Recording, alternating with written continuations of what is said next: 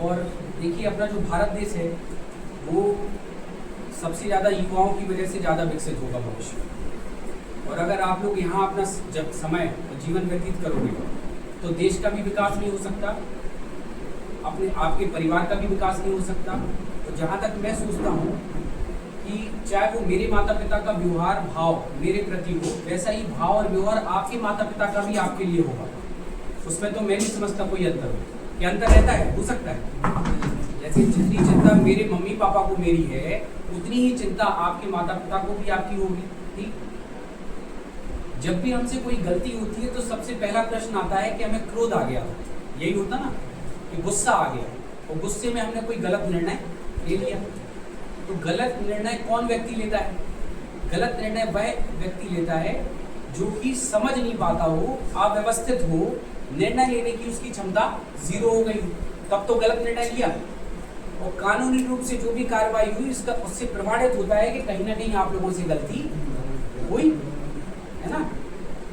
तो सबसे पहले मैं आप सभी से पूछना चाहूंगा एक प्रश्न कि क्रोध आपकी नजर में क्या है? गुस्सा जिसको हम कहते हैं, गुस्सा क्यों आता है? कोई बता सकता है?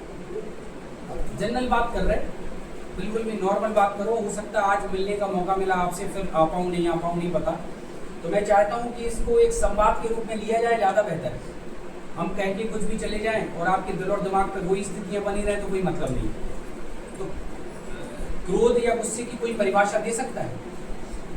नहीं। क्रोध का मतलब है अयोग्यता। जिस व्यक्ति को गुस्सा आता है वो कहीं ना कहीं अपने जीवन में अव्यवस्थित है। जैसे आपकी ट्रेन है, आपको कहीं पे जाना है ना, और ट्रेन छूट रही। अब आप ट्रेन ड्राइवर को गालियां दो या स्टेशन को गालियां दो, अरे कहाँ से कहाँ ट्रेन आ गई, हमारे तो 50 काम थे अभी। तो ये हमारा क्या है? अयोग्यता है। ट्रेन का नियम फिक्स था, ड्राइवर का भी नियम फिक्स था, समय भी फिक्स था, केवल हम क्या मैनेज नहीं कर पाए। तो क्या हुआ?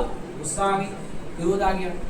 तो क्रोध आप लोग लिख लेना कहीं पे भी कि क्रोध का मतलब है अयोग्यता। जिस दिन ये बात समझ में आ जाएगी उस दिन हमें क्रोध आना कुछ कम हो जाएगा, खत्म तो नहीं होगा। दूसरा, हर घर का एक माहौल अलग अलग होता है। किसी की माता पिता में आपस में खूब लड़ाइयाँ होती हैं, घरों में खूब लड़ाइयाँ होती हैं। उसकी वजह से क्या होता है कि बचपन से जिस बच्चे ने लड़ाइयाँ देखी हो, झगड़ा देखा हो, और ये देखा हो कि अपने पराये का भाव बहुत ज़्यादा है दूसरों के प्रति, अपने पराये का भाव। जैसे कहते नहीं है घरों में, अरे वो तो हमारा बेटा है, वो तो दूसरे का बेटा है, वो दूसरे की गाड़ी है, वो दूसरे का पैसा है, वो दूसरे का घर है, ये हमारे हैं, वो उनके हैं, हम उनके यहाँ खाना खाने नहीं जाएंगे, हम इनके यहाँ खाने जाएंगे क्योंकि ये हमारे अपने हैं। ऐसा करते हैं ना। तो ये बचपन की मॉनिटरिंग का बड़ा फर्क पड़ता है। और इसमें मैं आप लोगों की गलती कम मानूंगा, माहौल, शिक्षा और संस्कार की कमी मानूंगा, कि जिस वजह से आपको मजबूरी बस यहाँ पर आज बैठना पड़ा। हालांकि यहाँ का जो माहौल है वो बहुत अच्छा लग रहा है, मुझे ऐसा लग रहा है किसी क्लास में हम बैठे हो। बाहर जब वो सिग्नेचर कराए गए, गार्ड बैठे, पुलिस बैठी, तो महसूस हुआ कि भाई हम किसी ऐसी कारागार में या ऐसी जगह पे जा रहे हैं। तो पहली चीज़ जीवन में एक बात याद रखो कि जब हम लड़ाइयाँ करते हैं ना, तो क्या ये सोच के लड़ाई करते हैं कि इस धरती पे हम कितने दिन के लिए आए? नहीं करते। 200 साल तो जीना नहीं है हमें। इतने महाराजा राजा आए, औरंगजेब की कहानियाँ पढ़ी, अकबर की कहानियाँ पढ़ी, ये 70, 80 और 90 साल ही तो जिए होंगे कि 200 साल जी के मरे। लेकिन उस जीवन में इन्होंने क्या ऐसा किया कि आज 400 साल बाद भी हम याद कर रहे हैं। हम महात्मा गांधी का नाम ले लें, अब्दुल कलाम का नाम ले लें, सुभाष चंद्र बोस का नाम ले लें, जिनको हम स्वतंत्रता दिवस पे, गणतंत्र दिवस पे जिनकी हम पूजा प्रार्थना करते हैं उनका नाम ले लें, भगवान श्री राम का नाम ले लें। तो आप लोगों, मतलब ये उदाहरण देने का जो मेरा मतलब है वो ये है कि आप लोगों को अपना समय बर्बाद नहीं करना है। भैया कितनी उम्र है आप लोगों की? कितनी है? एक आध बताओ कि कितनी उम्र के होंगे यहाँ लोग? 14 वर्ष से 16 तक के इंसान, मैक्सिमम 18 वर्ष के होंगे, है ना। तो अभी बचपना गया और हम वयस्क अवस्था में पहुंचने वाले ही थे, और ये सारी स्थितियां, कुछ परिस्थितियां बनी जिस कारण से आप लोग एक साथ यहाँ आ गए। हमारा केवल इतना सा उद्देश्य है कि भैया अपन को अपने परिवार का ध्यान रखना है, अपने माता पिता का ध्यान रखना है। वो कितने कष्ट में होंगे आप सोचो। और ये एहसास हमें कब हुआ? जब हम यहाँ आ गए। और किन स्थितियों परिस्थितियों से आप लोग यहाँ आए होंगे। पहले कोर्ट केस चला होगा, फिर मुकदमेबाजी हुई होगी, फिर कई बार कोतवाली भी गए होंगे, है ना, ऐसे ही है ना सर। तो मतलब पब्लिकली फिर लोगों ने देखा तो हमें शर्म आई कि अरे ऐसी भी कई बार स्थितियाँ आती हैं कि हमें मुँह छुपाना पड़ता। और उस समय जब कोई भी घटना घटी आप लोगों के धोखे में, तो उस समय आप लोग सोच रहे थे कि यही बेहतर निर्णय है, ऐसे हुआ ना।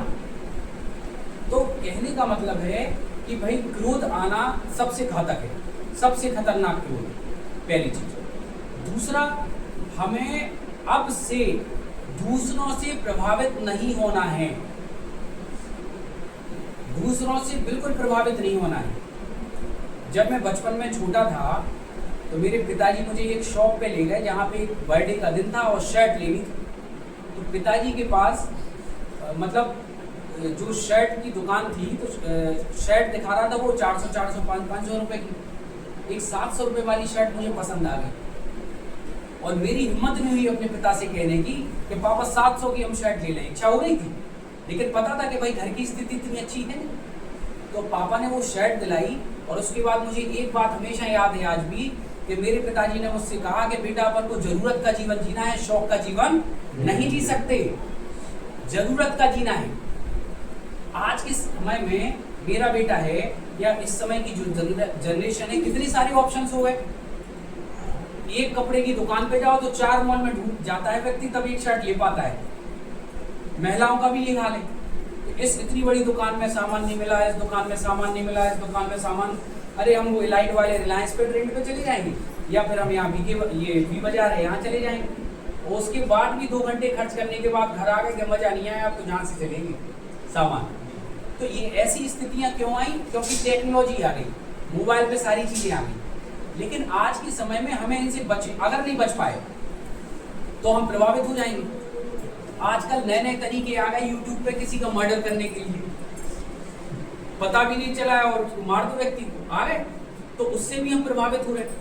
तो एक लाइन हम बोलना चाहेंगे, अगर आप मन में सोच पाओ तो सोच लो, नहीं तो एक लिख लो कि दूसरों की अयोग्यता से प्रभावित हुए बिना अपनी आवश्यकताओं को पहचान पाना ही योग्यता है। दूसरों की अयोग्यता कैसे? कि दूसरे ये बैठे हैं, इनके पास एक बहुत अच्छा मोबाइल है और आपके पास है। अब आप अपने माता पिता से जिद करने लगे कि हमारे मित्र के पास तो है और हमारे पास मोबाइल नहीं, पापा मेरी बेइज्जती हो जाती है, मैं इंसल्ट हो जाता है। तो आप क्या हो गए? अयोग्य हो गए ना उसके साथ। ये उम्र आपकी मोबाइल दिखाने की, ये है ज्ञान बढ़ाने की, योग्य बनाने की, ज्ञान अर्जित करने की। नेशनल मंडेला का नाम किस किसने सुना है? सुना है?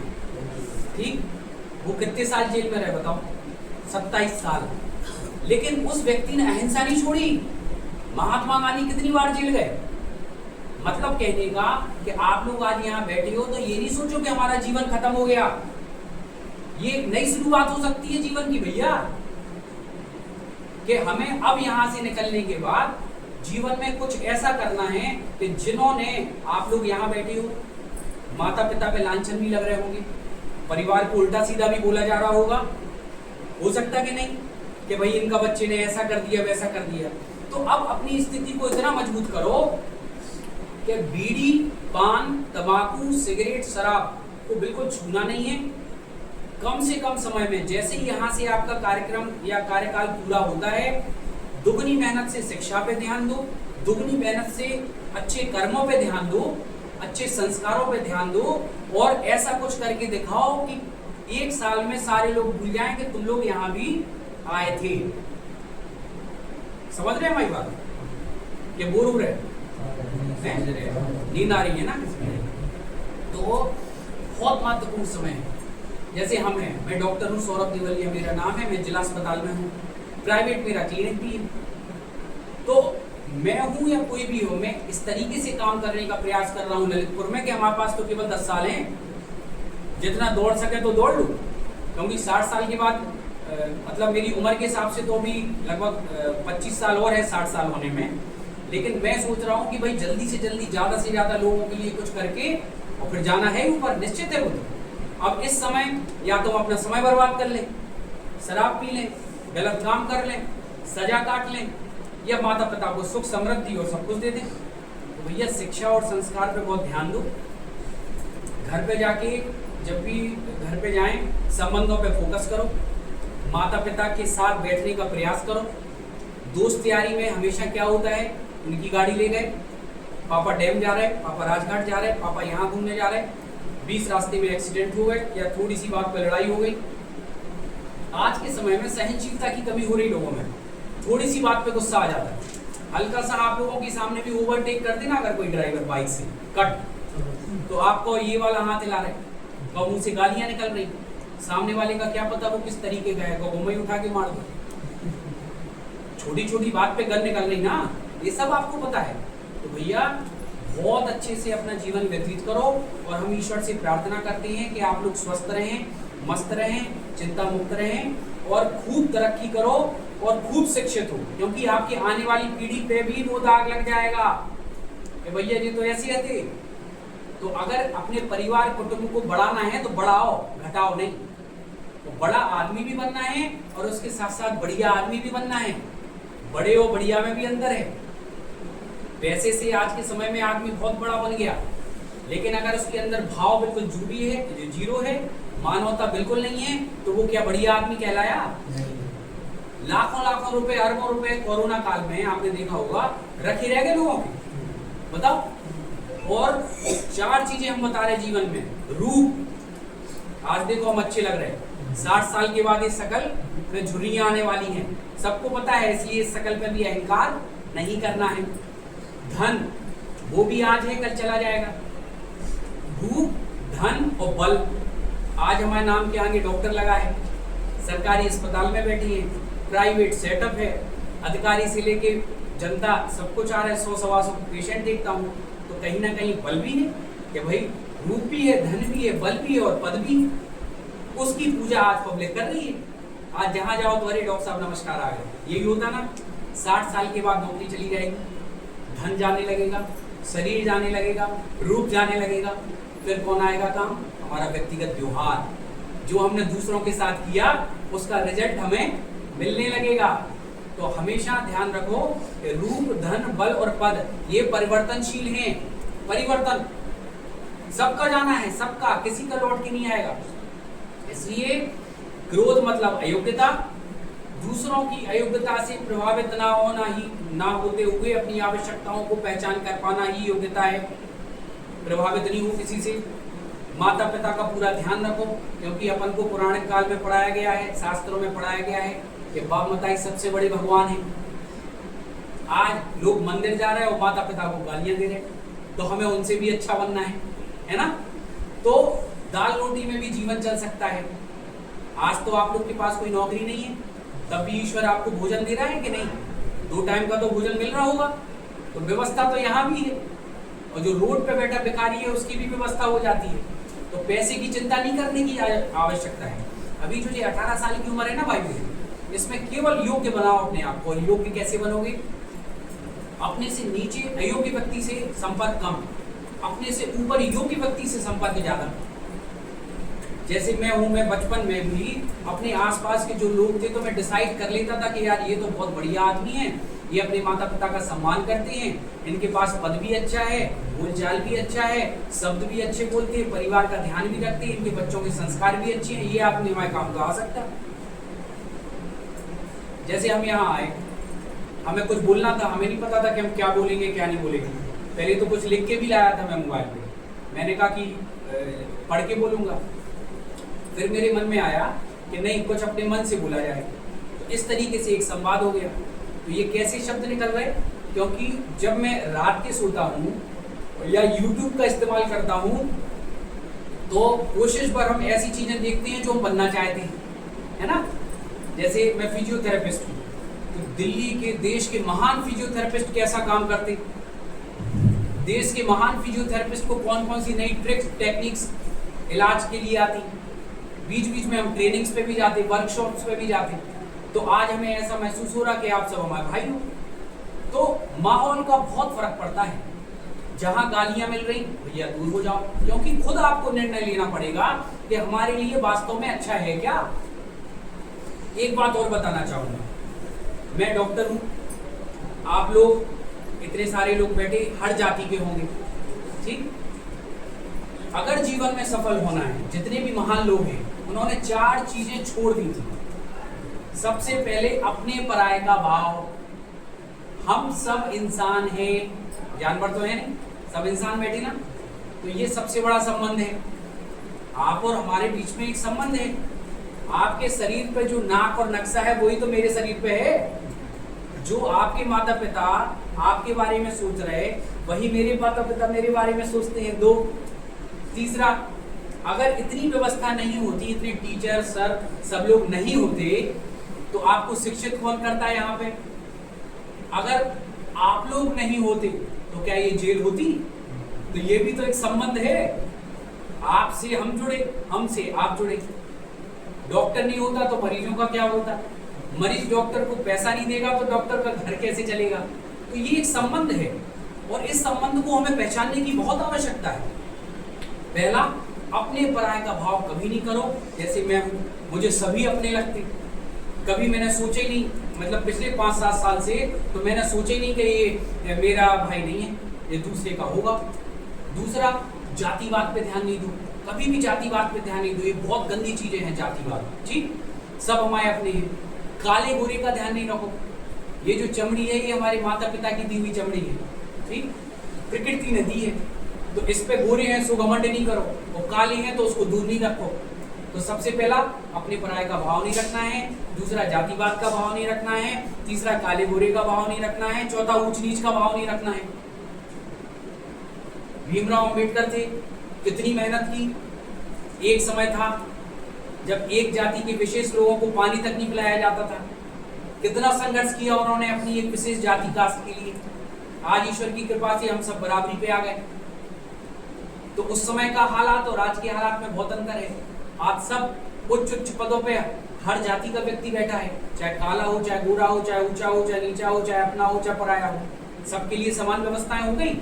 तो ऐसा ही व्यक्ति आगे जा सकता है जीवन में जो अपने पराये का भाव ना रखे, ऊंच नीच का भाव ना रखे, काले गोरे का भाव ना रखे, और अमीरी गरीबी का भी भाव हटा दो। किसी के घर में भाई किसी की झोपड़ी है, किसी का महल है, तो उससे ये प्रतीत नहीं होता कि झोपड़ी वाला खाना नहीं खिला पाएगा।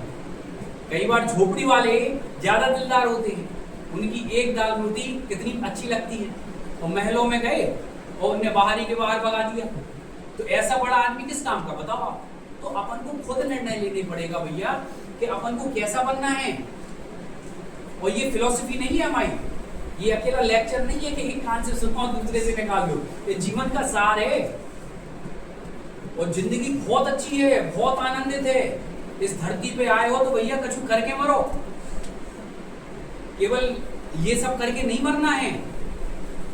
सर लोग जो शिक्षा दे रहे, पढ़ा रहे, रोज उस पर अध्ययन करो, रोज विचार विमर्श करो। आपस में जो उल्टी सीधी बातें करते हैं हम, है ना, अपना स्तर बढ़ाओगे तो जीवन अच्छा बढ़ेगा। जैसे आज सर ने कोई भी लेक्चर दिया तो उस पे शाम के टाइम आपस में ग्रुप बना लो, जी 4 हो गए, जी 4 हो गए, जी 4 हो गए, ये 4 हो गए, ये 4। यहाँ का तो नहीं पता ऐसा होता है या नहीं, लेकिन उस पर विचार विमर्श करो। क्यों? डॉक्टर साहब की वो बात तुम्हें समझ में आई कि नहीं? क्योंकि हमारी बात इन्हें ज्यादा आ गई समझ में, इन्हें थोड़ी कम आई, उन्हें और कम आई, उन्हें और ज्यादा आ गई। तो आपस में बातचीत से क्या हुआ कि जो दिमाग में स्मृतियां हैं उसमें मजबूती आई थी। तो उस पर भी विचार विमर्श करने की बहुत आवश्यकता है। और हम ये चाहते कि तुम लोग इतने बड़े आदमी बनो, इतने बढ़िया आदमी बनो कि हमसे उम्र आप लोगों की आई थिंक 10-12 साल तो हम बड़े हैं आपसे, 12-13 साल बड़े होंगे, है ना। तो 10 साल बाद अपन मिले तो तुम लोग हमसे ये कहो कि सर आप वहाँ मिले थे हमें, आप देखो सर हम मजा आ गया सर, आज हमारा परिवार ऐसा है, हमारे माता पिता सर बहुत खुश हैं हमसे, और हमने सर बहुत अच्छे देश के विकास के लिए, ललितपुर के विकास के लिए, अपने गांव के लिए, अपने मोहल्ले के विकास के लिए, अपने 4 घरों के विकास के लिए सर ये काम किया है। तो समझो बात को। किसी का कोई प्रश्न हो तो पूछो, पूछो, डरने की कोई आवश्यकता नहीं है। वैसे तो डर निकाल के ही आए आपको यहाँ पर, लेकिन सॉरी, लेकिन फिर भी कोई प्रश्न हो किसी का तो पूछो, कुछ व्यक्तिगत प्रश्न हो तो पूछो। कोई प्रश्न नहीं है किसी का? पूछे बच्चों। इन बच्चों की तरफ से मैं आपसे, क्योंकि समय का सदुपयोग करते हुए आपके पास बहुत से स्लोगन हैं जो गागर में सागर का काम करते हैं, और आपके प्रतिष्ठान से मैं प्रभावित इसीलिए हुआ कि स्लोगन आपके पढ़े और मैंने पूरा विजिट किया, और जब भी जाता हूँ तो वो स्लोगन पढ़ने को पुनः सब जगह घूम लेता हूँ। तो इन बच्चों को वो स्लोगन एक बार आप अगर पढ़ेंगे तो आज का ये अल्प समय में बहुत उच्च कोटि के ज्ञान और इनको परामर्श की जो हमारी मंशा है पूरी होगी।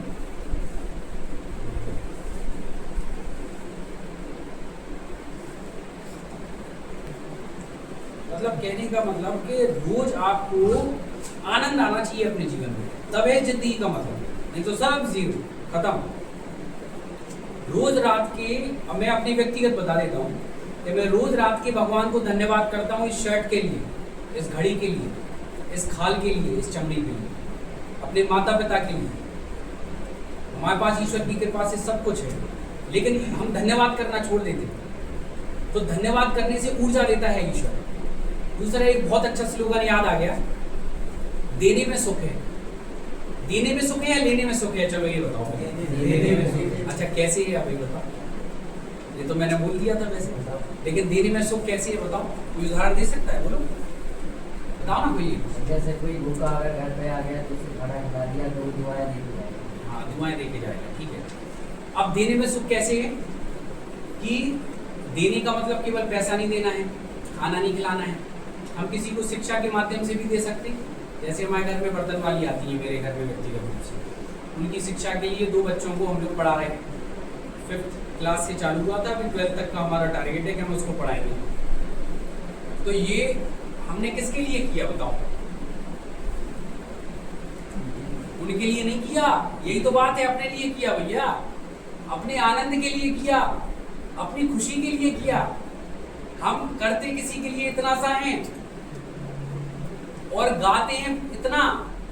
सुबह हो गया 0। अगर मैं आपके सामने यहां आया हूं, मैं आपके लिए नहीं आया, मैं अपने लिए आया। मेरा कॉन्फिडेंस बढ़ गया यहां आके, मैं आनंदित हो रहा हूं, मुझे मजा आ रहा है, मैं जबरदस्ती नहीं लाया गया। सर से हमने कई बार कहा कि सर मैं आना चाहता हूं, आप परमिशन दो मुझे। सर ने कहा इससे बढ़िया बात क्या हो सकती है, आप खुद कह रहे तो स्वागत है आपका।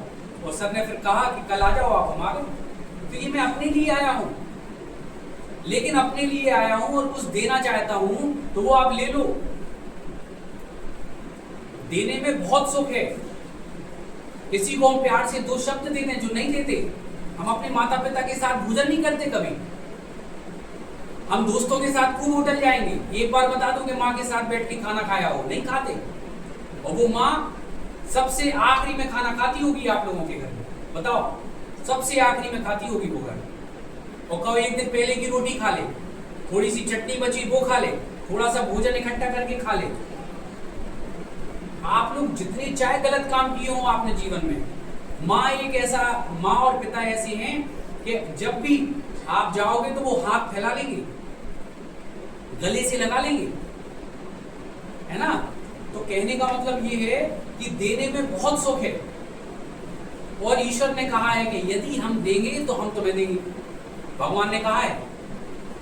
जितने महात्मा आए उनके पास कुछ था नहीं था, लेकिन उन्होंने दे दे के क्या हुआ, उनका नाम इतना बढ़ गया, सब कुछ इतना मिल गया कि देखो आज भी हम याद कर रहे हैं। महात्मा गांधी ने जेल में क्या किया? अहिंसा का तो पाठ पढ़ाया, कि बंदूक उठा ली थी। अहिंसा में कितनी बड़ी ताकत है कि बताओ, आज भी नोट पे नाम लिखा है और हम कितने सालों तक उनको याद कर रहे हो, कितने सालों तक याद किया जाएगा। किया तो इसी 80 साल में है। तो कहने का मतलब देने में सुख है भैया, देने की आदत डालो।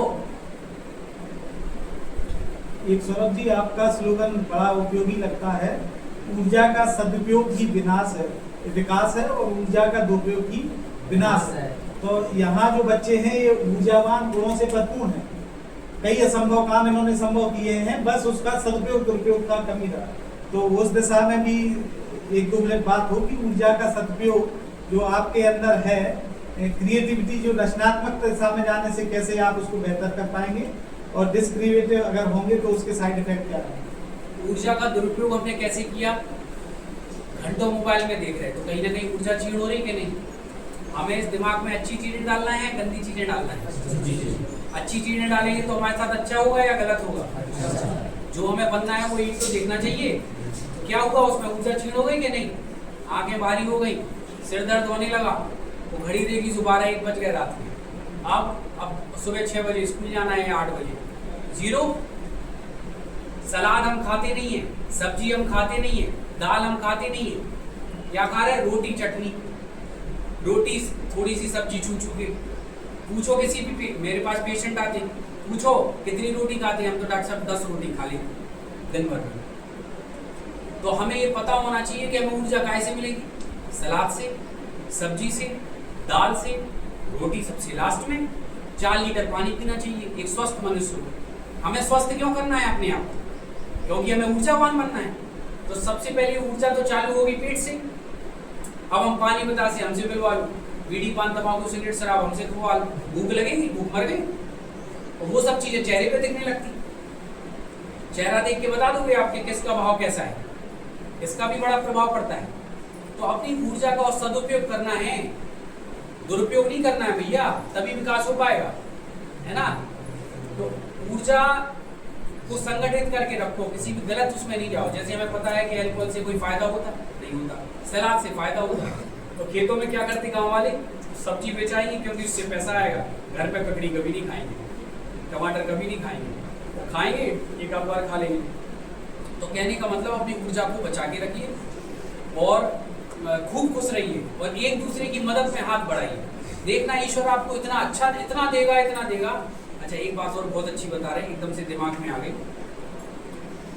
मैनिफेस्टेशन का बहुत प्रभाव पड़ता है। मैनिफेस्ट करना मतलब, मैनिफेस्टेशन जानता कोई, एक ऐसा संकल्प जो आपको चाहिए है जीवन में, उसको ठान लो और उसको सेलिब्रेट करो।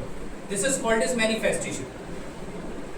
एक छोटा सा उदाहरण देता हूं कि जब मैं छोटा था और अपने पापा की उंगली पकड़ के डॉक्टर साहब के पास सरकारी अस्पताल में जाता था, तो वहाँ के जो कमरे और चैम्बर देख के, मैं छोटा था ये इसी सरकारी अस्पताल में, चूंकि मैं ललितपुर का रहने वाला हूँ, तो मैं ये सोचता था कि कभी क्या मैं डॉक्टर बन पाऊंगा, क्या कभी ऐसा होगा कि हमारा भी एक चैम्बर होगा, मेरी भी एक टेबल कुर्सी होगी, मरीजों की लाइन लगी होगी।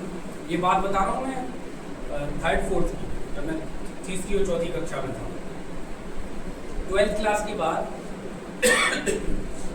ये मैनिफेस्टेशन का पढ़ा हमने यूट्यूब। एक बुक है, कभी मौका मिले तो द सीक्रेट बुक, उसको हिंदी में पढ़ना, इंग्लिश में भी है, हिंदी में, द सीक्रेट बुक। मैनिफेस्टेशन का जादू है उसमें।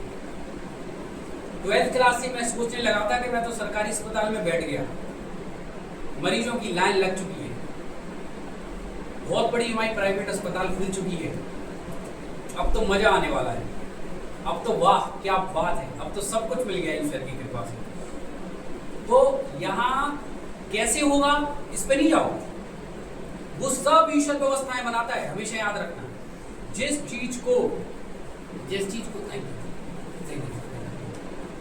चीज को हमने सोचा वो हमारे ब्रेन में सेट हो जाता। जैसे रस्सी कूद है, आप सोचो कि हम कूद पाएंगे या नहीं कूद पाएंगे, आप नहीं कूद पाओगे। क्यों नहीं कूद पाओगे? इस दिमाग में जो चीज डालोगे वही होने लगता है। सुनो हमारी बात ध्यान से, इस दिमाग में जो चीज डालोगे वो होने लगेगा।